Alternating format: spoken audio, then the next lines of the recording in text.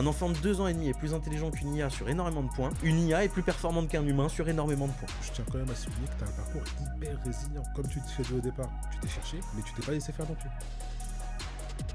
Qu'on soit réfractaire ou non, il faut s'y mettre. C'est un peu comme Internet, les personnes qui dans les années 2000 te disaient moi j'ai pas envie de m'y mettre, aujourd'hui t'es bien mignon, mais si t'es pas artisan dans la Creuse, concrètement t'en as besoin. Nous, le fait que quand on va dans un endroit, on soit accueilli par un humain, ça fasse partie de nos valeurs de culture française, être au contact de quelqu'un, en fonction des cultures, c'est pas forcément le cas. Une petite vieille dans la Creuse qui a 6 mois d'attente avant d'avoir un rendez-vous médical, si je lui dis il y a un robot, il peut te prendre dans 1 semaine, je peux vous assurer qu'elle va voir le robot.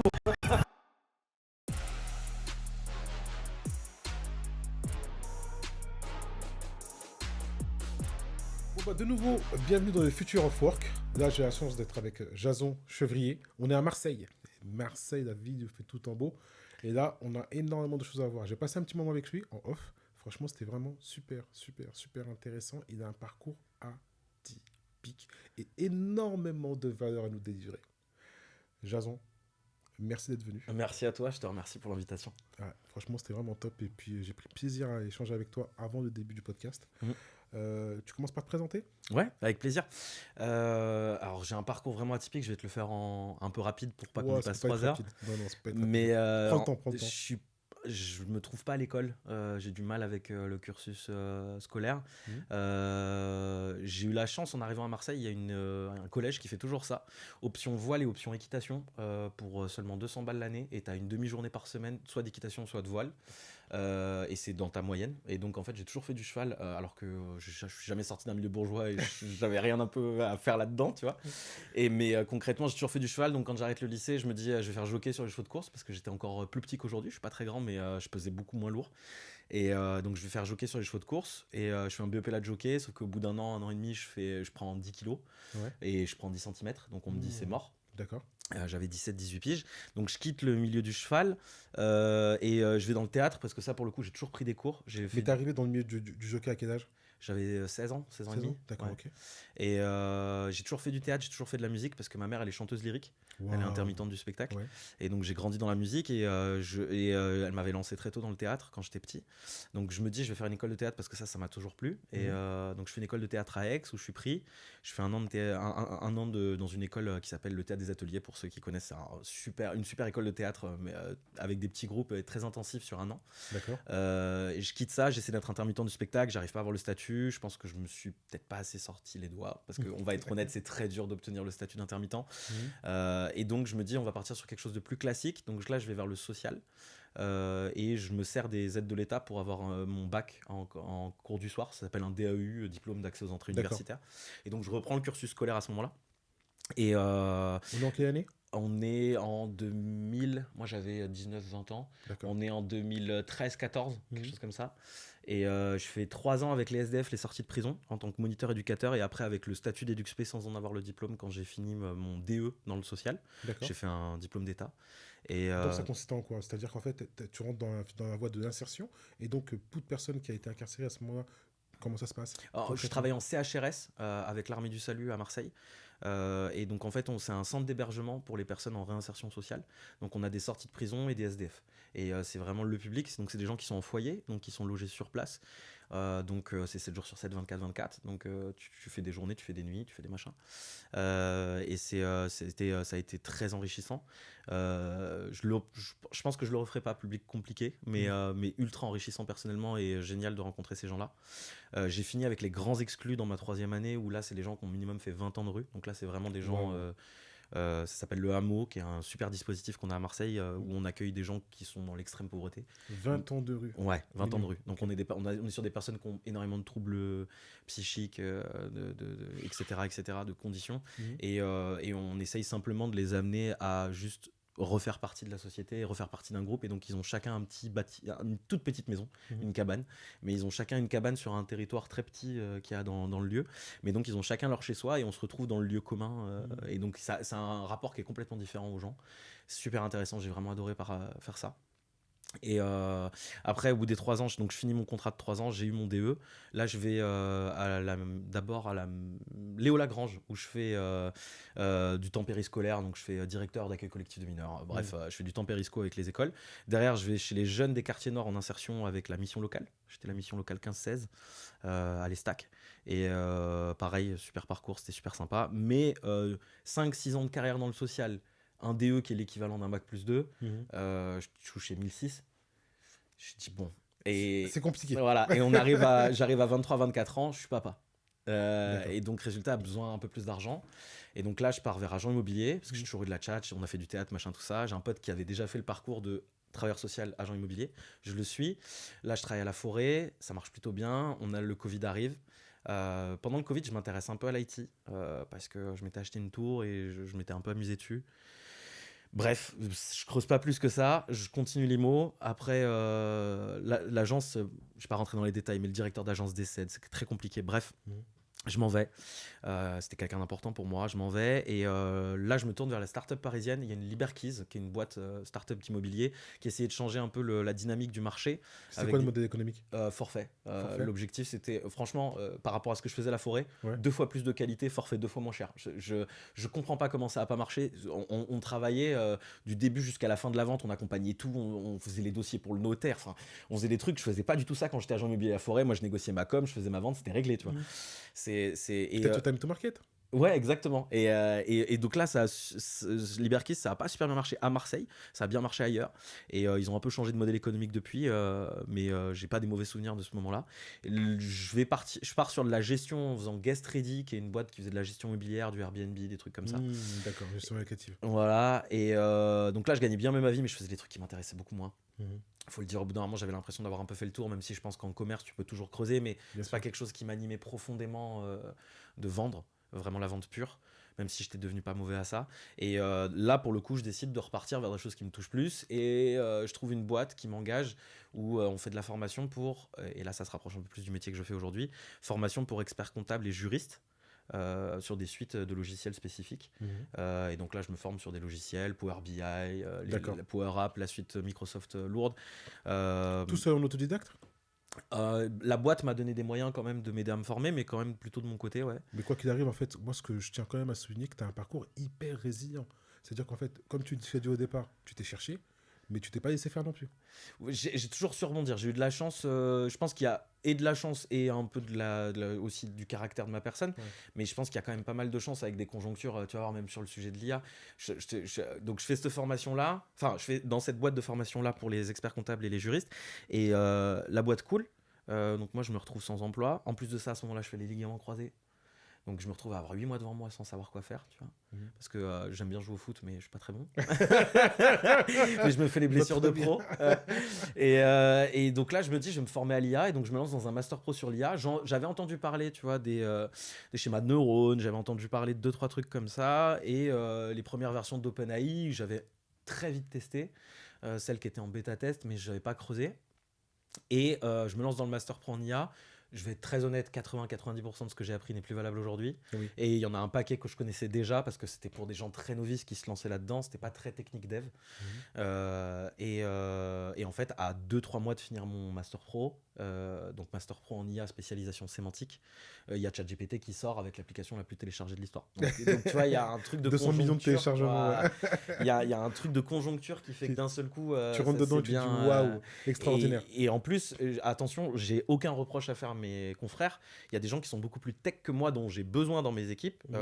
Dès que je vais être sur un projet, que je suis chef de projet, que je suis consultant et que j'ai besoin de m'entourer de spécialistes, moi je suis pas dev pur. J'ai quelques notions de code, je suis capable de comprendre quand un dev me parle, et je suis très bon interlocuteur entre deux, avec une boîte qui a un besoin et moi qui suis consultant avec l'analyse de ses besoins et transmission de l'information à une équipe de dev sur ils veulent ça, ils veulent ça, ils veulent ça. Et après, quand le dev il me dit on a telle problématique, c'est moi qui vais l'exposer à la boîte, parce qu'en général, je vais bien mieux m'adresser à eux et bien mieux leur faire comprendre le sujet qu'un dev qui s'exprime auprès d'une boîte. Bah justement, en fait, ça, tu mets le doigt sur quelque chose qui m'intéresse énormément, c'est que, est-ce que justement, parce que tu n'es pas dev, tu as un recul de par le fait que tu vas t'accrocher plus à la partie métier, compréhension et résultat final, et sur ça, tu vas avoir une prépondérance sur quelqu'un qui est plus dev et techos. Bah, je pense que les profils ils sont vraiment complémentaires. Moi clairement, je suis là-dessus. Ouais. Tu vois, j'ai vraiment. En plus, juste avant de me lancer définitivement dans l'IA, quand je commence à remarcher après les ligaments croisés, etc. Je suis toujours en formation, mais je me mets dans une boîte de marketing parce que je me dis, l'IA ça va péter. Oui. Quoi qu'il arrive, ça va péter. Et quoi qu'il arrive, ça va être un marché qui va se développer à mort. Mhm. La question, c'est à quel point et à quelle vitesse. Mais je savais que j'allais trouver du boulot là-dedans. Je le sentais venir à fond. Mais il y a une boîte de marketing dans laquelle je me lance parce que je me dis, c'est la seule notion que tu n'as pas. J'ai fait de la gestion, j'ai fait du management, j'ai fait un peu de SaaS avec de la formation et de la vente de logiciels. J'ai fait beaucoup de commerce avec agent immobilier, gestion de clientèle, etc. J'avais pas fait de marketing du tout. J'avais quelques notions parce qu'on avait déjà été au contact de services marketing, mais j'en avais pas. Donc je me mets chez Dezio, qui est une des premières boîtes avec avoir parlé de grosse marketing en France. D'accord. Qui est une grosse boîte qui a la grosse machine qui est, qui est assez connue. Machine, ouais. Et concrètement, j'y suis pas resté longtemps, hein, j'y suis resté que quelques mois, mais j'ai travaillé avec Stéphanie, qui est l'ancienne boss de cette boîte avec qui j'ai super accroché, et qui m'a donné vraiment des billes sur c'est quoi le marketing de fond et pas juste la forme de je te mets des couleurs. Tu vois, et c'est comment on analyse une campagne publicitaire, comment on essaie de comprendre le besoin client de qu'est-ce qu'il veut mettre en avant en ligne, comment ça se vend, c'est quoi les canaux, etc. Biais cognitif et tout. Exactement, et super intéressant. Et donc ça m'a permis, une fois que j'arrive dans le milieu de l'IA, d'avoir vraiment, quand je parle à un responsable de boîte, un PDG de boîte, un CEO, de pouvoir vraiment me dire, ok, et sur cet aspect-là, tu as fait quoi? Et sur cet aspect-là, t'en es où? Et ça, tu veux l'inclure comment? Et il y a beaucoup de gens qui voient l'IA uniquement soit, ah bah avec le marketing, ça va me faciliter mes campagnes, ou ah bah mes commerciaux, ils vont pouvoir délivrer plus. Et à chaque fois, c'est une vision sur un secteur, alors que la question, c'est qu'est-ce que tu fais de manière générale en intégrant l'IA dans ta boîte. Et souvent, moi, je vais avoir une meilleure compréhension et une meilleure analyse de sa boîte et de ce qu'il faut mettre dedans. Par contre, après, j'ai besoin de devs qui sont capables de délivrer quand on est sur des sujets techniques, quand on n'est pas sur de la formation de premier, deuxième niveau, mais que le but, c'est de créer des outils spécifiques au sein de l'écosystème.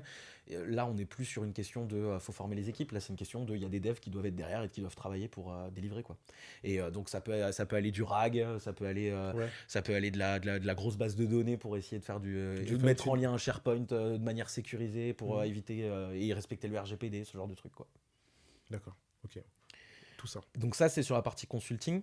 La majorité de mon travail, ça reste quand même de la formation pour l'instant. Ça, c'est ce que tu fais aujourd'hui, parce qu'en fait, on est arrivé au moment où en fait, tu décides de t'orienter vers tout ce qui va tourner autour de l'IA. Donc, on est aux alentours de 2021, 2022, 2023. Quelque chose comme ça, ouais. L'arrivée de ChatGPT, c'est en 2023. Ouais, c'est ça. Donc moi, je me mets à l'IA un tout petit peu avant. Et par contre, quand j'ai commencé à vraiment gagner ma vie avec, on est plutôt courant 2020, fin 2023, début 2024. D'accord. Quand je commence, parce que j'avais fait quelques missions avant, mais j'avais gardé mon taf justement, j'oscille entre le marketing et ça. Et en fait, à un moment donné, elle me dit, Stéphanie, elle me dit, alors c'est cool ce que tu fais, mais là, j'espère que tu t'investisses plus. Et on était en entretien, tu vois, au bout de fin de période d'essai. Et je lui dis, bah en fait, moi, j'allais te demander un mi-temps parce que je commence à avoir beaucoup de taf à côté. Donc, on s'est serré la main, on a dit, bah écoute, c'est pas grave, mais ça, c'était très cool. Et donc, je suis parti en full IA et j'ai mis un peu de temps avant de lancer bien la boîte. Mais maintenant. La boîte que tu as aujourd'hui, comment elle fonctionne? Qu'est-ce que c'est? Alors, je suis concrètement, je suis auto-entrepreneur. J'ai monté organisme de formation seul de mon côté où j'ai mon NDA, j'ai mon machin, j'ai mon truc pour pouvoir travailler avec les boîtes. Mais je fais partie de collectif par contre. Une des boîtes avec lesquelles je travaille le plus s'appelle Catalia. Et Mathieu Sabourin, qui est le boss, qui est le CEO de cette boîte, que j'adore et qui m'a donné plein de billes dans le milieu et qui m'a aidé à mieux comprendre le besoin client sur du SaaS, sur des choses comme ça. Et je pense que c'est celui qui me donne le plus de chiffre d'affaires actuellement. Et concrètement, ce monsieur, c'est avec lui que je taffe le plus et qui m'a envoyé sur plein de missions différentes. Et c'est lui qui m'a vraiment donné. Au début, je faisais quelques missions éparses, et là, d'un seul coup, il a commencé à me donner du volume. Et d'un seul coup, j'ai commencé à avoir vraiment du volume à traiter. Et puis après, j'ai un peu aussi eu d'autres interlocuteurs qui m'ont donné pas mal de taf. Mais c'est vraiment lui qui m'a mis le pied à l'étrier dans le milieu de l'IA parce qu'il avait quelques contacts et ça m'a évité de faire de la prospection parce que c'est quelque chose que je voulais vraiment plus faire. Après avoir quitté le côté commercial. Je voulais plus faire de prospection. Je voulais plus passer 2 heures au téléphone pour t'expliquer en quoi l'IA ça va être révolutionnaire. Si ça t'intéresse pas, j'ai pas envie de passer 2 heures avec toi en fait. Ça m'intéresse pas. Donc on sent que t'aimes ce que tu fais. Oh, j'adore ça. Je te jure maintenant. Alors encore une fois, je suis pas celui qui va plancher des heures et des heures sur du code. Mais par Pas contre, besoin. j'adore. En fait, Tu règles des problématiques métiers. voilà. Aujourd'hui, en fait, on a besoin de toi parce que tu es utile à ce que tu fais et en même temps, tu kiffes parce qu'en même temps, moi, quand je regarde, je vois que tu as fait preuve d'énormément de résilience. Je retourne le mot résilience parce que vraiment, je trouve que tu es hyper résilient entre ce que tu as fait au début et après, chaque fois, tu as su rebondir. Et en parallèle, aujourd'hui, tu as une expertise sur une consonante métier qui est métier technologique. Tu as créé ton propre emploi, tu es un DEP. Et là, donc, on en revient un petit peu à la thématique de l'émission qui est Future of Work, où je me dis, la plupart des personnes qui sont autour de nous, en fait, dans les activités qu'on a, sont des freelances. Mm. D'accord. Donc, en fait, freelance IT, freelance, toute nature. Aujourd'hui, ce statut freelance, bah, aujourd'hui, j'ai l'impression que c'est une aubaine. Est-ce que c'est quelque chose que tu veux développer? Est-ce que c'est quelque chose sur lequel bah, tu te dis que tu as rencontré des freins ou tu as des problématiques encore actuelles? Est-ce que l'IA, c'est une opportunité de marché à un instant T ou c'est un secteur qui est en train de se développer? Qu'est-ce que tu en penses de tout ça? Je pense que je pense que c'est pas fini d'être en développement. Je pense Ouais. que quand même, surtout la France, on a des pays qui ont quand même plus vite adhéré à l'outil. Mhm. Mais je pense que nous, va y avoir une nécessité, quoi qu'il, qu'on soit réfractaire ou non, il faut s'y mettre. C'est un peu comme Internet, les personnes qui dans les années 2000 te disaient moi j'ai pas envie de m'y mettre. Bon, aujourd'hui t'es bien mignon, mais si t'es pas artisan dans la Creuse, concrètement t'en as besoin. Ouais. Donc c'est un peu la même chose. Mais par contre, je pense aussi que tu as une bulle qui va éclater à un moment donné, Mhm. parce qu'il y a de plus en plus de marchés financiers qui commencent à être réfractaires sur les investissements dans l'IA. Mhm. Là, on voit, on a pas mal sur des private credits aux États-Unis qui commencent à faire du recul Mhm. et à récupérer des billes sur les investissements qu'ils avaient mis. On va voir quand OpenAI rentrera en bourse aussi. Il y a une vraie question de est-ce que l'action s'effondre, parce que pour l'instant, on est quand même sur une valorisation, je sais Complètement plus, folle. mais dernière 100 fois, c'était milliards. 700 milliards, un truc Ouais, comme ça. c'est Et là, complètement tu fou. dis, bon, t'as pas du tout la même valeur que Apple qui a mis des décennies avant d'en arriver où ils en sortent. Donc concrètement, c'est compliqué de croire à ce que ce soit immuable, tu vois. Pour une rentabilité qui est approximative, parce qu'aujourd'hui, En plus, en fait aujourd'hui, quand on paye, il faut savoir, quand on paye un abonnement 20 euros de ChatGPT, c'est pas rentable non, du tout pour eux. absolument pas. Ils ont même arrêté Sora, la création de vidéos, parce que si je me trompe pas, les estimations, c'était 180 millions de pertes hebdomadaires.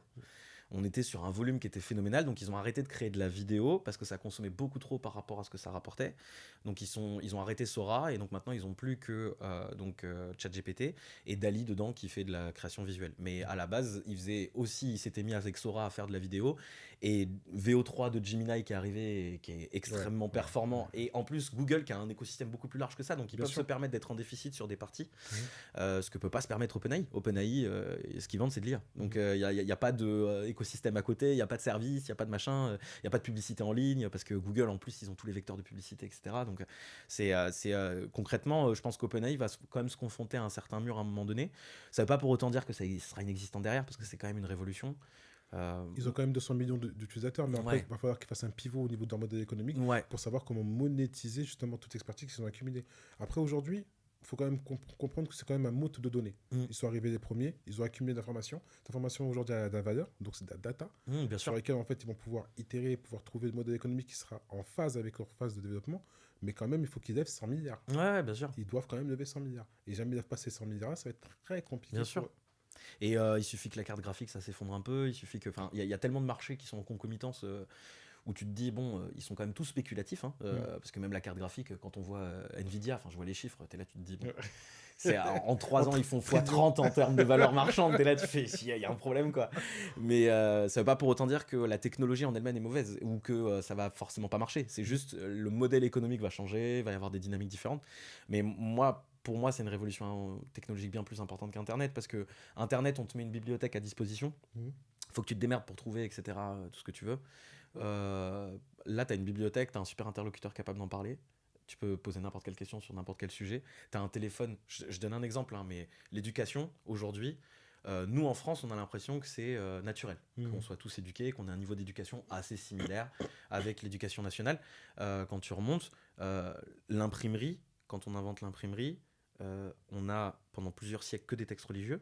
Après, derrière, on commence à faire des textes d'éducation et des textes de médecine et ce genre de choses. Et avant que ce soit démocratisé pour que tout le monde y ait accès et que tout le monde fasse des études, c'est fin du 19e, début du 20e. C'est très tard. Et C'est pas aujourd'hui si- encore, c'est pas si loin que ça. en plus, je vais être très honnête avec toi, si tu me demandes mon point de vue, je pense sincèrement que sur la question de l'égalité des chances, il y aurait des questions à soulever, tu vois. Mais concrètement, c'est pas le sujet du jour. Mais ce que je veux te dire par là, c'est qu'aujourd'hui, un Africain perdu dans un désert subsaharien, s'il a un Wiko à 30 € et une connexion mobile, Mhm. il a accès à quasiment tout le savoir de la planète. Ça c'est pareil en termes de rapport au savoir et de comment ça rebat les cartes de ce qu'est l'information, ce qu'est l'éducation, ce que sont les diplômes. Il y a plein de choses, on n'est pas forcément là pour en débattre 3 heures, mais en éducation, moi je pense sincèrement qu'il y a plein de modèles éducatifs qu'il va falloir qu'on revoie parce qu'on cherche souvent ceux qui mémorent le plus. C'est un des seuls trucs où la machine elle nous bat à plat de couture sans débat, la mémoire. On cherche ceux qui sont capables d'apprendre par cœur, le droit, la médecine. La première année, c'est que de l'apprentissage par cœur. On cherche pas des gens intelligents, on cherche des gens qui sont capables de rabâcher. Je pense sincèrement qu'on a tous nos modèles éducatifs qui vont devoir changer. Il va falloir réfléchir à autre chose. Et quand on voit les gamins qui sont de plus en plus inadaptés au système scolaire, parce qu'on essaie de les faire rentrer dans des cases, alors que ces cases, elles sont même plus valables dans le monde réel. Aujourd'hui, quelqu'un qui sort avec un bac plus 5, il est plus sûr d'avoir des jobs. Hein. Alors qu'il y a 15 ans, c'était pas le cas, 20 ans, c'était pas le cas. Clairement, en fait, moi, dans les locaux que j'ai, en face de moi, j'ai une école, je ne vais pas la citer, et je suis amené souvent à parler avec des étudiants, et quand je leur dis, comment ça se passe pour l'avenir, ils me disent l'avenir. Aujourd'hui, nous, on est en bac plus 4 ou bac plus 5, on se pose la question si demain on aura du boulot, parce qu'on est parti sur des cursus peut-être data science ou autre, où on était certain il y a peut-être 3-4 ans que c'était des opportunités de marché, et aujourd'hui, en fait, ce qu'on nous demandait de faire en 6 mois, il y a peut-être 1 an et demi, 2 ans, Claude te le fait en 15 minutes. Complètement. C'est quoi notre métier ? Complètement, moi je pense le métier de dev, il va forcément évoluer. Après, je pense, du conseil en général. Du conseil en général, mais je pense dev, data scientist, ces métiers spécifiques sur de la technicité pure, de maîtrise des outils et du langage. Je pense qu'il y a une vraie évolution de marché qui va se faire. Je pense que ce sera peut-être moins porteur qu'avant, ça c'est sûr. Parce que forcément, il y aura peut-être moins d'opportunités de boulot quand des gens vont se dire « Ah bah la machine peut le faire » alors que pas forcément en fonction des tâches dont tu parles. Pas forcément. Il y a une vraie question, il y aura toujours un humain derrière la machine. La question, c'est pas est-ce que la machine, elle remplace l'humain, c'est est-ce qu'un humain avec la machine est capable de remplacer 5 humains. C'est ça la question qu'il faut se poser sur le marché du travail. Parce que c'est pas tellement la machine dans une entreprise qui va arriver et qui va remplacer un service. Ça fonctionne pas comme ça. C'est juste, est-ce que sur les 15 prochaines années, les 100 départs à la retraite dans ma boîte, je vais pas ne pas les remplacer et mettre de l'IA pour mes équipes actuelles. Une approbation de marché qui va arriver avec le temps. Et donc il y a une vraie question là-dessus. Il y a une vraie question là-dessus, mais après, c'est un peu comme tous les métiers. Moi, je dois admettre, quand j'étais petit, il y a une période où je rêvais d'être astrophysicien. Bon, déjà, j'aime bien les maths, mais en fait, je suis pas si scientifique que ça. Donc, j'ai vite compris que c'était pas pour moi. Et il y avait une partie de moi qui rêvait d'être archéologue. C'est des métiers, t'as un job pour 1 million de personnes, et encore, je suis gentil. Au bout d'un moment, il faut aussi être concret avec les dynamiques du marché. Juste, c'est difficile de les lire actuellement. C'est difficile de savoir c'est quoi le métier qu'il y aura dans 10 ans. Moi, concrètement, ma fille, aujourd'hui, elle a 8 ans. Si dans 10 ans, elle me dit j'hésite entre du marketing et de la poterie, si tu me demandes mon avis aujourd'hui, je lui dis va faire de la poterie, ma fille. Tu vois, non, mais concrètement, on en est là. Après, c'est maintenant. Tu me demandes ça dans 5 ans, ça va peut-être changer parce que ça va tellement vite. Moi, je vois des métiers qui disparaissent et d'autres qui se créent tous les 2 jours. Je travaille beaucoup avec les médecins. Est-ce que c'est pas ça la disruption ? C'est justement, en fait, on parle toujours d'innovation, de disruption. On détruit quelque chose pour recréer d'autres choses. Donc pour moi, en fait, ces métiers va falloir faire preuve d'adaptabilité et rentrer dans les nouveaux métiers qui vont être créés. Moi, je suis persuadé d'une chose, c'est tout ce qui va tourner autour des métiers, autour de l'infrastructure. Il y aura vraiment, vraiment du boulot. Et aujourd'hui, toi, tu as fait des pivots. Quel est le prochain pivot que tu comptes faire Je sais pas du tout. Je dois t'admettre, pour l'instant, je suis très heureux de mon métier et je pense que c'est la première fois de ma vie où je me sens vraiment bien. Dans mon métier, où vraiment je suis heureux de me lever le matin. Ça se sent. Ouais, c'est assez nouveau pour moi, ça fait que quelques années et je commence seulement à me rendre compte. Parce que tu vois, le théâtre, j'ai pas réussi à en faire une vie. Aujourd'hui, les conférences que je fais, je les imagine vraiment comme un one-man show. Et donc, j'essaie de garder des choses. Parle-nous des conférences. Parce qu'en plus, c'est vrai, j'ai oublié de vous dire, il fait des grandes conférences. Alors, j'en ai pas fait tant que ça, mais j'en ai fait quelques-unes. Je dois être sur une bonne dizaine de conférences depuis 2-3 ans. Le public, c'est entre 200 et 500 personnes. Quand même. Et souvent, ça va être sur des moments pivots dans des boîtes où ils ont besoin de fédérer leurs équipes et de fédérer toute la boîte sur « Ok, on embrasse le chemin de l'IA. Et il faut qu'on y aille. » Et même les gens qui sont réfractaires dans la boîte, il faut que vous entendiez qu'on va y aller. Et l'objectif, c'est pas de vous l'imposer, l'objectif, c'est de l'amener en vous sensibilisant. Et donc, moi, j'arrive où je fais un truc où j'essaie de leur expliquer en quoi l'IA va changer les métiers, en quoi l'IA va changer la boîte, en quoi l'IA va changer demain. Tout en essayant de faire en sorte que Germaine de 60 ans au fond de la salle qui part dans 2 ans à la retraite, elle ait tout compris. Et qu'elle ne se soit pas sentie prise de haut, elle ne se soit pas sentie mise de côté. On a un truc, et justement avec Mathieu, la personne dont je te parlais tout à l'heure, et qui je bosse régulièrement. On a un slogan que je trouvais peut-être un peu bullshit au début, mais qui aujourd'hui a vraiment beaucoup de sens pour moi.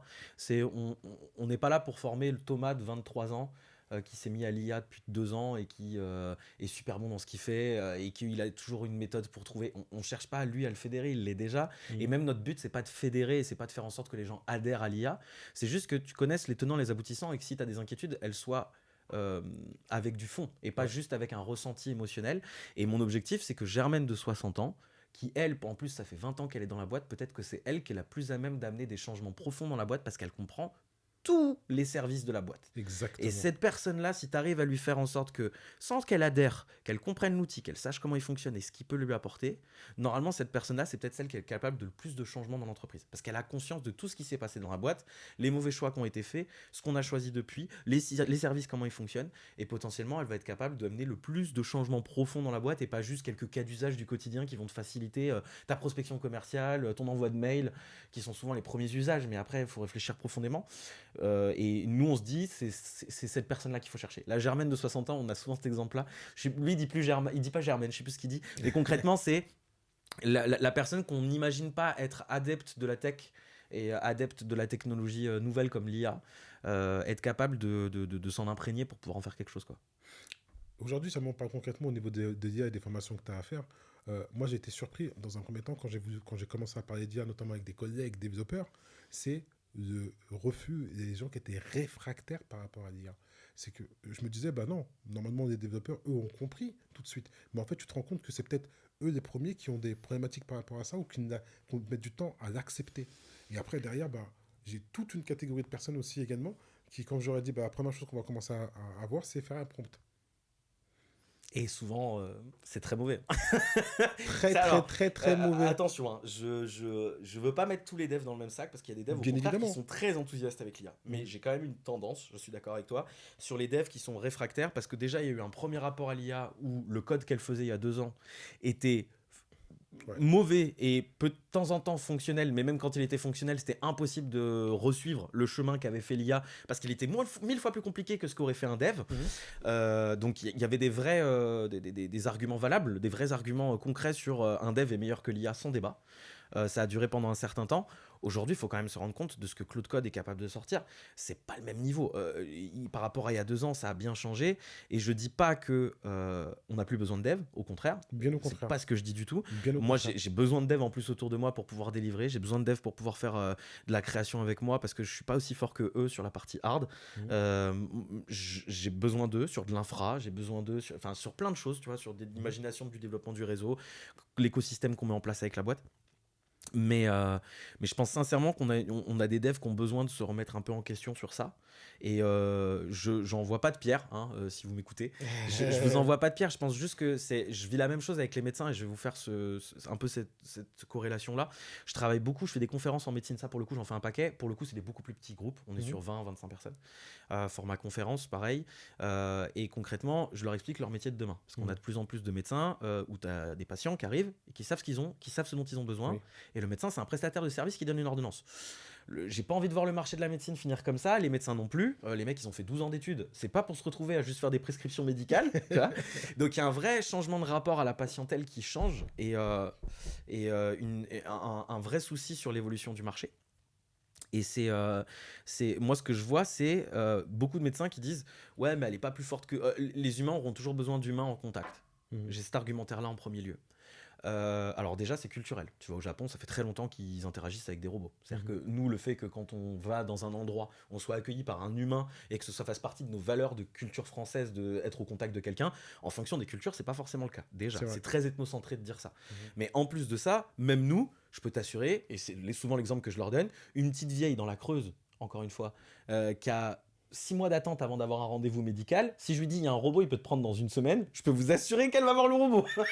Donc la question, c'est pas forcément le besoin d'un humain, d'empathie, de tout ça. C'est aussi le besoin concret de est-ce qu'on est capable de délivrer. Est-ce qu'un robot serait pas capable de délivrer plus alors qu'il y a des gens qui ont du besoin. Surtout dans la médecine où on manque d'effectifs. Et on a vraiment ce rapport-là sur la machine, elle serait forcément moins empathique que l'humain. Non. On a plein d'exemples qui nous montrent que la machine est plus empathique qu'un médecin. Et ça fait mal aux médecins, comme ça fait mal aux devs de voir des IA qui sont performantes. Il ne faut pas les prendre comme une concurrence. On a un vrai souci, on en parlait en off, mais je vais le redire là, on a un vrai souci en francophonie. Le mot intelligence veut dire capacité cognitive, capacité de réflexion, capacité intellectuelle. En anglais, c'est pas le cas. En anglais, quand je dis CIA, Central Intelligence Agency, c'est pas le bureau des gens intelligents, c'est le réseau d'information structuré américain. Si on avait dit réseau d'information artificielle, ce serait beaucoup plus cohérent pour comprendre de quoi on parle. On n'est pas en train de savoir celui qui a le meilleur cerveau, on n'est pas en train de savoir celui qui est le meilleur. C'est un outil, il est complémentaire. Un enfant de 2 ans et demi est plus intelligent qu'une IA sur énormément de points. Une IA est plus performante qu'un humain sur énormément de points. C'est pas l'objectif. Il n'y a pas de concurrence entre les deux, c'est plutôt de la complémentarité. Non, c'est un outil. Alors après, par contre, qu'on me dise, moi, ça me fait du mal de voir mon métier changer avec l'IA parce que j'aimais mettre les mains dans le cambouis, je le mets de moins en moins. Entendable. Me dire, ça me fait chier parce que ça va me faire perdre de l'emploi sur le marché parce qu'il y a des développeurs qui vont être capables de livrer plus et donc il y aura peut-être un peu moins de postes. Entendable aussi, mais par contre me dire l'IA c'est mauvais et ça remplacera pas les devs, c'est se mettre des œillères. Et mon but c'est pas de dire ça va remplacer les devs, mon but c'est de se dire c'est un outil de plus qu'on a dans la poche.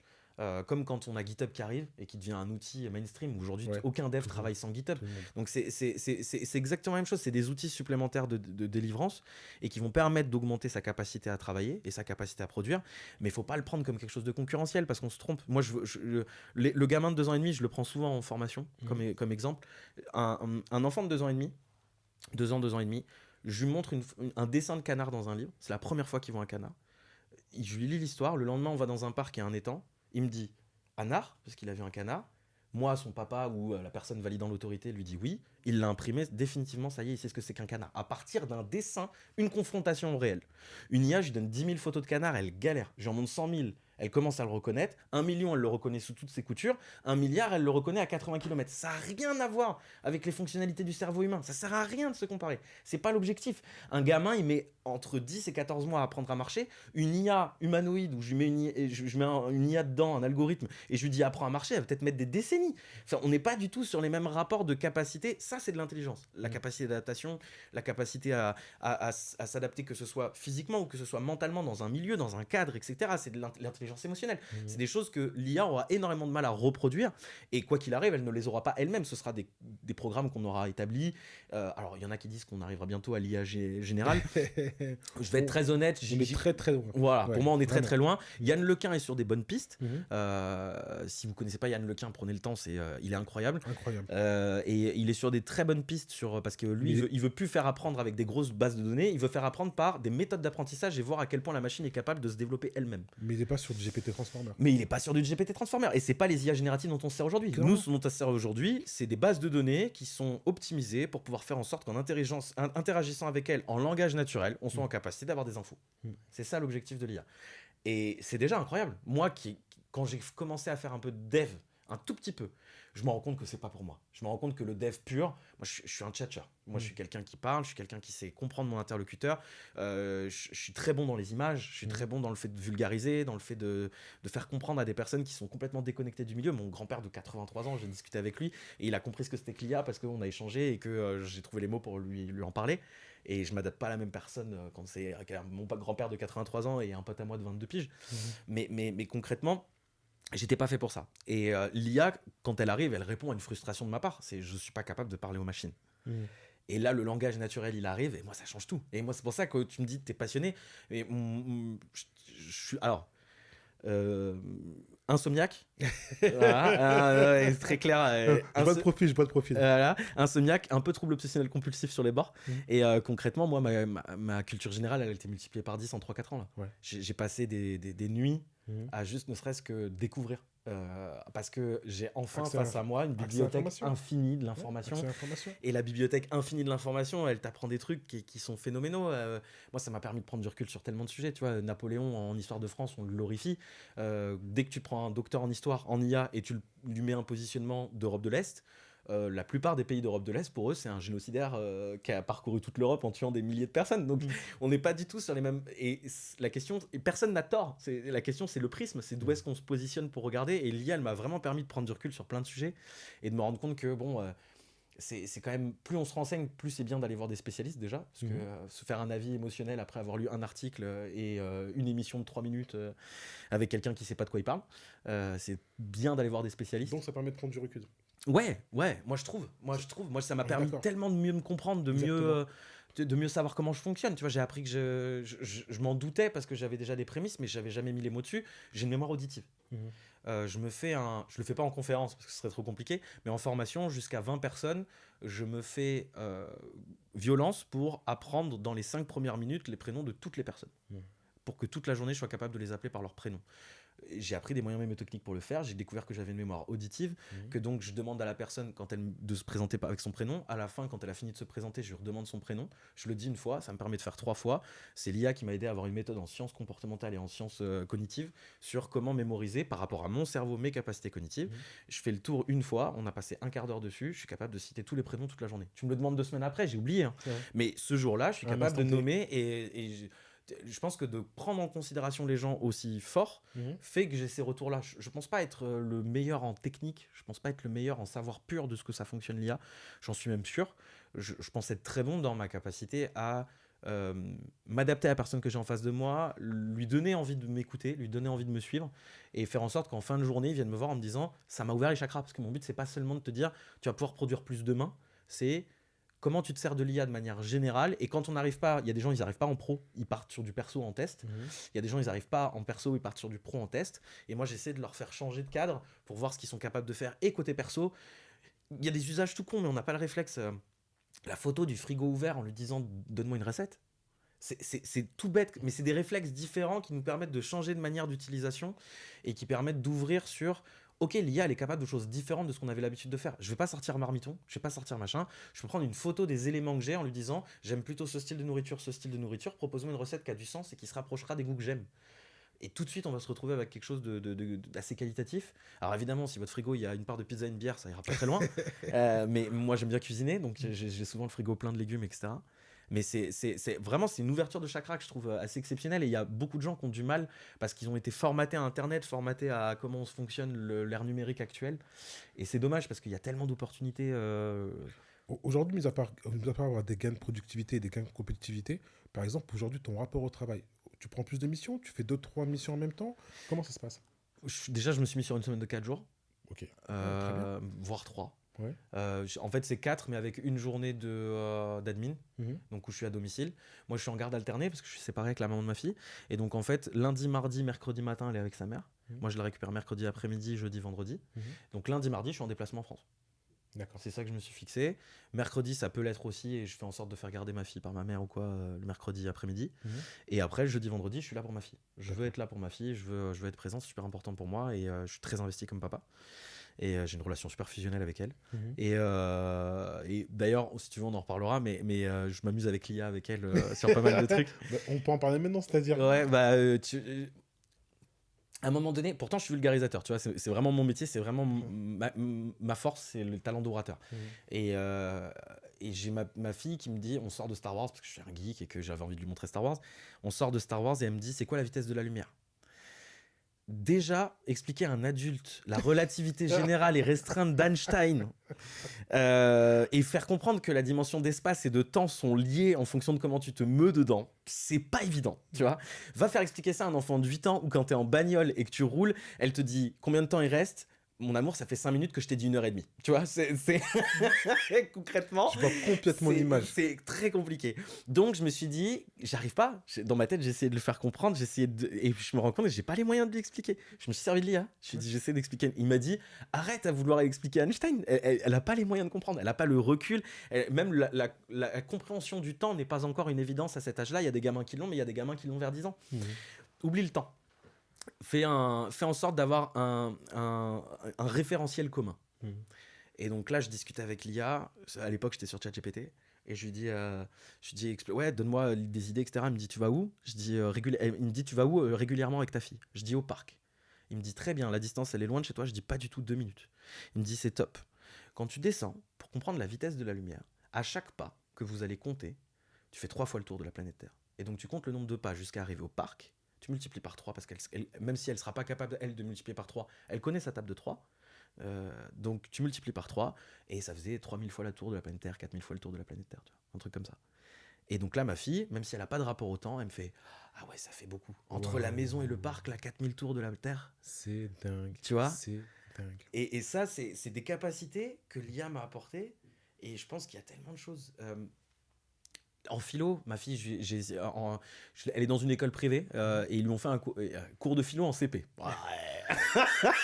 Moi, tu me dis ça, sur le coup, je me suis dit, ok, qu'est-ce que tu dois faire en philo au CP à 6 ans ? Bah, en fait, assez intéressant, il disait, dites 3 fois pourquoi. Parce que c'est comme ça que vous irez au cœur des choses aux enfants.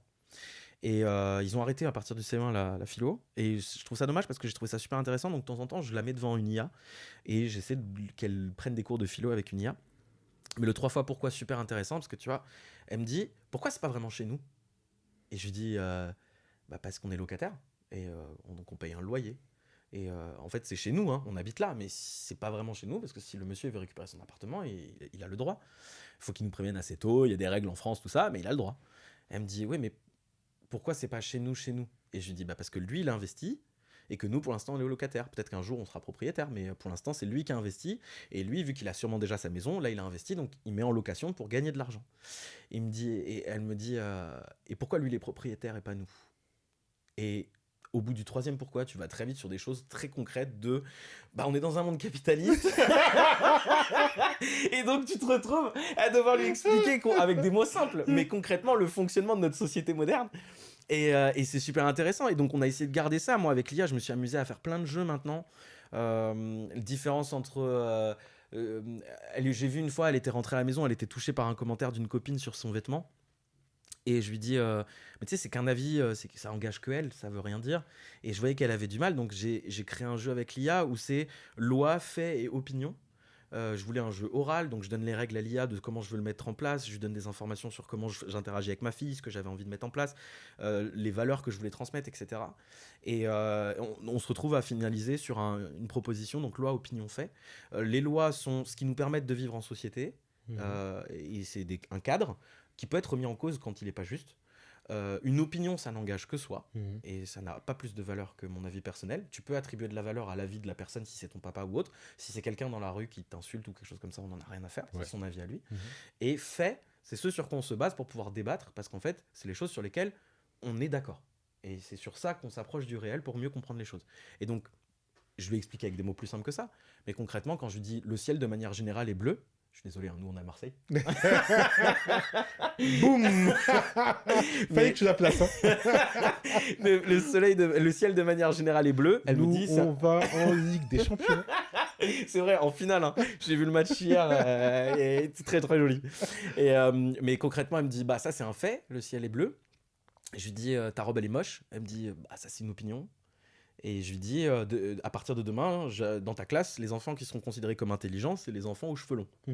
Elle me dit, bah ça c'est une loi, mais elle est pas très intelligente, papa. Et donc, ça lui a permis de prendre du recul sur pas mal de choses. Et ça m'est déjà arrivé, j'écoute un podcast, j'écoute une émission, j'écoute une vidéo YouTube sur de la politique ou autre. Et elle est capable de me dire, au bout de 10 minutes d'écoute, il donne quand même beaucoup son opinion, lui. Tu vois, et donc ça lui a permis d'avoir du recul sur des trucs. Et moi j'ai plein de potes à moi, ils me disent t'as gagné. Loi, fait, opinion. Ouais. Super. Ah ouais, non, mais simple pour les gamins, tu vois, Ouais. mais ça permet de développer de la pensée critique et de mieux comprendre de quoi on parle. Parce que moi, il y a plein de gens qui me disent ouais, mais comment vous pouvez faire confiance à l'IA sur les informations qu'elle vous donne ? Et je dis bah comment tu peux faire confiance à Internet sur les informations qu'il te donne ? En fait, c'est pas le vecteur qui est la question.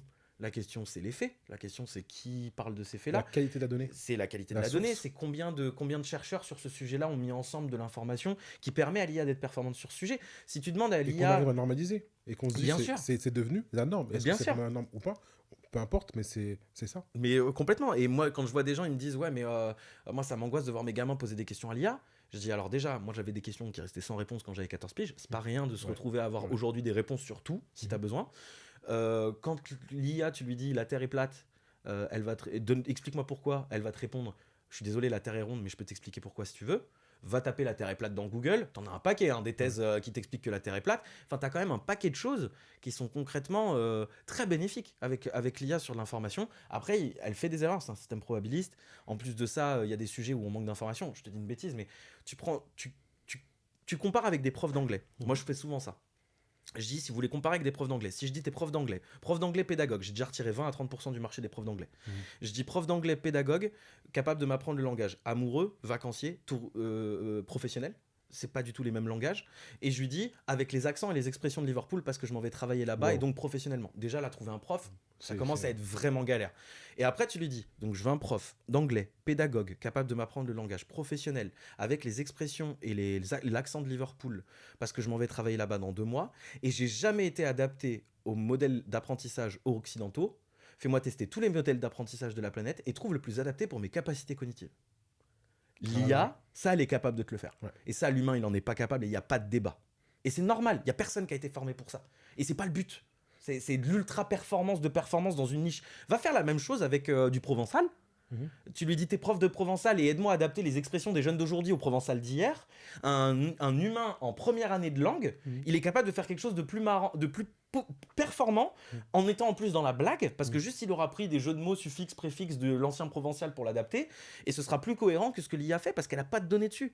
Et à chaque fois, les gens ils me disent, oui, mais en fait, elle est pas bonne. Non, si tu vas chercher une information où on a très peu d'informations, il y a très peu de datasets, en plus de ça, tu poses mal ta question, c'est pas possible que la donnée elle soit pertinente en sortie. Tu vas pas demander à ChatGPT avec le modèle en plus gratuit parce que tu payes pas. Ouais. C'est quoi la culture du rapport avec les arbres chez les pygmées en 1750 ? C'est pas possible. Tu vas avoir forcément une data qui est nullissime en sortie. Et en plus de ça, avec un prompt pas bien formé et pas bien écrit, c'est compliqué quoi. Le prompt, ça devient de moins en moins un problème. Ouais. Concrètement, les modèles sont de plus en plus performants. Maintenant, tu es capable de mal rédiger un prompt, il te le reformule. Le dernier de Claude, il fait une reformulation avec le modèle étendu. Moi, mon métier sur la sémantique, il est quasiment plus valable. Ouais, mais parce que justement, en fait, il y a eu toute une phase d'apprentissage où ils ont utilisé un RAG, ils ont des fine-tuning et ils ont dû mettre en place des sous-couches avec LangChain où en fait, on va récupérer l'information qui est donnée, ils vont dire, bon, non, en fait, ce qu'il a voulu dire concrètement, c'est ça, refais ça, et donc c'est reformaté pour aller à la réponse que tu veux. Mais on est quand même encore un petit peu victime d'hallucinations. Ah ouais, complètement. Complètement. Et puis de toute façon, même c'est pas parce que ton prompt il est super bien formulé que t'as pas d'hallucination. Il y a toujours malheureusement des hallucinations sur des erreurs parce que les modèles ils sont quand même assez occidentaux, ils sont quand même assez tournés vers la culture américaine, etc. Donc tu peux avoir des prismes et des points de vue de temps en temps sur une sortie où tu vas dire ouais, c'est pas faux, mais c'est quand même très centré point de vue américain, point de vue européen, et c'est pas forcément le cas ailleurs. Mais même, alors le pire c'est sur les images. Sur les images, quand tu dis fais-moi une maison, la maison elle est sans arrêt américaine, voire canadienne, parce que souvent elle va avoir des pins, etc. C'est plutôt États-Unis du Nord. T'auras jamais une casbah africaine, t'auras jamais une maison asiatique, t'auras jamais. Et pourtant, eux, s'ils tapent maison, c'est ça qu'ils veulent. Ouais. C'est pas ta maison occidentale. Donc il y a un vrai biais de représentation. Et pour nous, c'est normal parce qu'on a toujours tourné dans un internet très ethnocentré occidental. Mais je pense qu'il va falloir quand même revoir nos bases de données à un moment donné pour essayer de faire en sorte de les ouvrir. Mais ça commence à changer. Hein. Je peux te dire, il y a 2 ans, 3 ans, quand tu mettais une mécanicienne dans un générateur d'images, la représentation des mécaniciennes en ligne, quoi. C'était blonde, forte poitrine, nue sous une salopette. Enfin, c'était des clichés, mais c'était fou, quoi. Et pareil, si je te disais une personne scientifique, t'avais une chance sur 100 que ce soit une personne noire, etc., etc. Je prends souvent cet exemple-là aussi en formation où une personne juge américaine, je dis ça à Gemini, dans 99% des cas, j'ai un homme blanc, la cinquantaine, cheveux grisonnants, légèrement bedonnants, lunettes. Ok ? 1% des cas, j'ai une femme, 1% des cas, j'ai une personne noire. Il y a 33% des juges américains qui sont des femmes noires.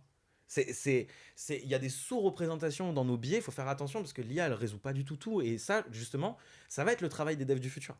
Pour moi, ça va être... On n'est plus dans savoir développer, mais ça va être comment gérer des bases de données de qualité, comment réussir à faire en sorte que la machine, elle tourne bien, comment être architecte et plus juste le bâtisseur au bout qui tape son code. Il va y avoir des changements de paradigme comme ça. Transformation. Et ça commence tôt, parce qu'en fait, moi, ce que j'ai beaucoup aimé dans ton discours, dans ton récit, c'est ta façon de te comporter avec ta fille. Ça m'a énormément touché. Et je vois également qu'en fait, ton rapport à l'éducation a complètement changé. Ah, complètement. Et je pense que ça, il faut l'intégrer pour tout le monde, parce que nos enfants, ils sont nés dedans. Tu vois, moi, je prends mes enfants, leur dire que YouTube n'existait pas. YouTube, ben non, YouTube c'est la base. Ouais, bien sûr. Ils sont nés dans l'ère d'Internet. Nous, Internet. Moi, j'ai pas TikTok, tu vois. Ça m'intéresse pas TikTok. J'ai Instagram déjà où je scrolle déjà 2 heures par jour. Bah voilà, moi c'est parfait. C'est pareil. Tu vois, moi je suis Insta et c'est déjà énorme pour moi. Mais donc, c'est vraiment pour dire que la partie éducation, elle est en train d'être revue complètement, où en fait, tu vas apprendre plus le domaine de l'analyse, où tu vas les amener des assets pour qu'ils puissent comprendre eux-mêmes et construire leurs propres assets, leurs propres actifs par rapport à ça, plutôt que de leur dire c'est comme ça, c'est pas autrement. Mais complètement. Moi, j'ai eu beaucoup de réponses quand j'étais beaucoup plus jeune, où on me disait, où je posais une question, bah c'est comme ça. Ouais. Pourquoi? Bah c'est comme ça, et puis Ouais. c'est bon. La Stop. période du pourquoi, c'est quand les gamins ils ont 4-5 ans, on dit ah, il me saoule, mais c'est incroyable, il essaie de comprendre son environnement le gamin. Mais on n'était pas capable. Pourquoi les gens s'habillent le matin? C'est pas rien comme question, ça a l'air d'être une question stupide d'un enfant de 2 ans et demi, 3 ans, qui commence à peine à formuler des phrases. Pourquoi on s'habille? Concrètement, non, il y a des mœurs, il y a une société, et puis on s'habille pas pareil en fonction du pays où on va, et puis on n'a pas la même culture, et puis etc., etc. Et en fait, ces trucs-là, à cultiver pour faire en sorte que ton gamin il soit curieux, moi je pense sincèrement, hein, les gens les plus performants de demain, ce sera les curieux. Ouais. Parce que si tu es capable de creuser sur un sujet et que tu te dis, je m'arrête pas à mon premier ressenti, j'essaye d'avancer, j'essaye de faire en sorte d'aller plus loin, et je vais me poser des questions, je vais essayer de changer de prisme pour essayer de me positionner différemment, etc. Tu fais ça avec de l'IA, mais cherche pas, cette personne-là, je me fais pas de problème pour elle pour retrouver du travail. Hein. Sûr et certain. Je pense qu'aujourd'hui, la compétence, elle est beaucoup moins valorisée que l'agilité. Même si l'agilité, c'est un mot qu'on entend partout sur les marchés, mais et sans arrêt, on disait, ouais, il faut être agile. Ça, c'est non, vraiment, la capacité à s'adapter. C'est si tu sais te servir d'une IA, je parle pas forcément pour les devs là, hein, je parle de métier de manière générale. Si tu sais t'adapter à un marché, à un métier que tu ne connais pas, mais tu as décidé d'être curieux, de quand tu arrives, de te former un minimum, de te servir d'une IA pour pouvoir t'augmenter toi en termes de capacité, potentiellement en 6 mois, 1 an, tu es plus performant que le mec où ça fait 10 ans qu'il se repose sur ses lauriers dans ce marché-là. Je suis complètement d'accord. C'est pour ça qu'aujourd'hui, pour moi, toutes les formes d'évolution de travail au niveau indépendant vont exploser. Ouais, je suis complètement d'accord. Moi, pour moi, les grands groupes, tu vois, par exemple Capgemini, tout ça, je pense que ça va commencer à perdre de vitesse parce qu'en fait, tu vas avoir des consultants indépendants qui vont être capables de délivrer un max, de la qualité, mais parce que c'est leur personne, parce que je pense qu'il y a beaucoup d'autres gens qui seraient capables de délivrer de la qualité, mais maintenant on va se tourner vers quelqu'un parce que c'est lui comment il est capable comment il est capable de se mettre en empathie à ma place, de changer de prisme pour essayer de mieux comprendre le système dans lequel je suis, le marché dans lequel je suis. Et je pense que ça va être game changer. Et je pense sincèrement que là, pour le coup, il y a des métiers qui vont se créer à mort.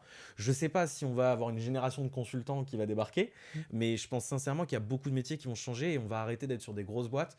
Et je pense que les boîtes qui vont être le plus novatrices, ça va être des boîtes qui vont être vachement agiles à 30, 40, 50 salariés max, mais pas 2000, 3000 quoi. Les boîtes qui ont 2000, 3000, l'inertie, le changement de process dans une entreprise, de mindset, la dynamique, les consonances métiers, les opportunités.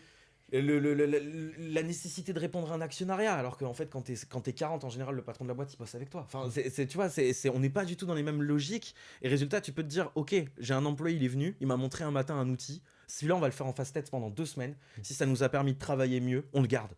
Ça, c'est impossible dans une boîte, je te dis une connerie, mais Intel, ils virent des gens, ils mettent de l'IA et après ils rembauchent des gens. Parce qu'en fait, ils essayent d'aller plus vite qu'eux, mais les services sur lesquels ils pourraient mettre de l'IA, ils hésitent.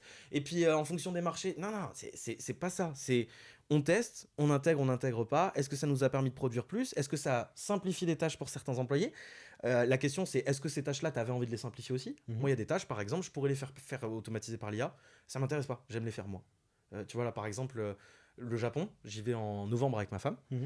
Concrètement, ça m'intéresse pas tellement de passer des heures et des heures à aller regarder TripAdvisor, machin et tout, mais je regarde des vidéos de mecs qui font des vidéos YouTube sur le Japon, ce qui s'y fait, ce qui s'y passe. J'adore la bouffe japonaise, donc je regarde plein de vidéos de mecs qui vont tester des restaurants au Japon. Et je me suis fait un note dans mon téléphone. Avec Claude Code, j'ai fait en sorte que mon note il soit intégré à une database dans Google Drive, et donc j'ai un interlocuteur dans mon ordinateur avec Claude Code où quand je lui dis skills et tu vas chercher le skills Japon, il va chercher toute la database et je peux lui dire je suis là, j'ai 3 heures en lui donnant une position GPS avec le Japon où je serai au Japon, et il me dit si tu as 3 heures je te conseille de faire ça, et il me fait le planning, tu vois. Et je veux quand même sélectionner moi les trucs que je vais faire parce que je sais qu'il va pas forcément me cerner dans le moindre détail et j'ai vraiment envie de faire un truc ultra mignon pour moi et très cher, tu vois. Donc j'ai gardé quand même cette prise en main là, alors qu'en vérité j'aurais pu le déléguer. Mais ça j'avais envie de le faire parce que ça m'intéresse de me renseigner sur le pays. J'apprends le japonais en faisant 1 heure par jour de japonais aujourd'hui. Ça fait 1 heure je suis avec toi, j'ai l'impression que ça fait 10 minutes, c'est normal. Mais ouais, ça fait plaisir de partager ça avec toi. Non mais c'est dingue. On va se revoir. Avec plaisir. Je t'en prie. Avec plaisir. Là c'est qu'une première partie, il y a encore 4 parties à tourner. Minimum. Minimum, attends, on n'est même pas arrivé sur ton côté syndicat, côté revendication, sur la partie politique, sur la partie de ce que tu fais. Ton profil est quand même assez atypique et assez extraordinaire. Moi, j'aime beaucoup. Parce qu'aujourd'hui, tu as démontré qu'on peut venir d'un chemin, on peut avoir certaines orientations et pas vraiment trouver sa voie, et complètement se trouver, pouvoir mettre en place des trucs complètement dingues et avoir cette capacité de pouvoir transmettre. Tu as une capacité de Je te remercie. transmission et de pédagogie qui est C'est extraordinaire. ce que j'essaye de faire en tout cas. Et ça, en fait, c'est pas donné à n'importe qui. Et moi, je pense que je suis convaincu d'une chose par rapport à ce qui se passe aujourd'hui au niveau des nouveaux métiers et de ce qui s'est passé d'ici à 2030, 2035, dans les 10 prochaines années, c'est la résilience, l'adaptation. Et en fait, qu'on a un socle de personnes qui, aujourd'hui, même s'ils ne savent pas ce qu'ils veulent faire dans un instant T, c'est pas grave. Lancez-vous. Soyez curieux. Allez conquérir des marchés. Allez dans la compréhension. Ne vous posez pas la question CDI, pas CDI, CDD, pas CDD. Freelance, ok, il y a des opportunités. Allez-y. Vous allez Test. pouvoir commencer à générer de l'argent. Peut-être aujourd'hui, faire partir sur complètement des choses que vous n'aurez pas imaginées auparavant. Moi, aujourd'hui, des fois, ça m'arrive de faire de la science des matériaux. J'aurais jamais imaginé, il y a 15, 20 ans, Mmh. être un expert dans la science des matériaux. Mais c'est quelque chose qui me plaît, c'est quelque chose qui m'anime. Et c'est quelque chose sur lequel aujourd'hui je me dis, en plus, j'arrive quand même à arriver sur une consonance de marché assez importante, avec des outils complètement innovants, avec un peu de révolution. Bref, tout ça pour dire que j'ai passé un excellent moment. Ah bah, moi aussi. Franchement, j'aurais aimé passer encore 1 heure et demie en plus. Merci, Mais, moi aussi, ouais. mais je me dis, bon, là, c'est qu'une première partie et qu'on fera forcément une seconde partie. Là, on met un temps de pause, le temps qu'on puisse se revoir. Et puis, en tout cas, merci, merci, Avec merci plaisir. Puis ça te fera infiniment. revenir à Marseille en plus. Oui, c'est l'excuse. C'est pour ça, en fait. En vrai, c'est pour ça. hein. En vrai, c'est pour ça. Et puis, Un plaisir. ouais, voilà. Merci en tout cas pour ta contribution. Merci pour tout ce que tu nous as apporté. Il y a énormément, énormément de valeur. Honnêtement, j'ai passé un excellent Avec moment. plaisir, je te remercie, Et moi aussi. hâte de se revoir pour continuer sur ce Future of Work. Future of Work. Future of Work. Merci. Merci, Jason. Je t'en prie, à bientôt.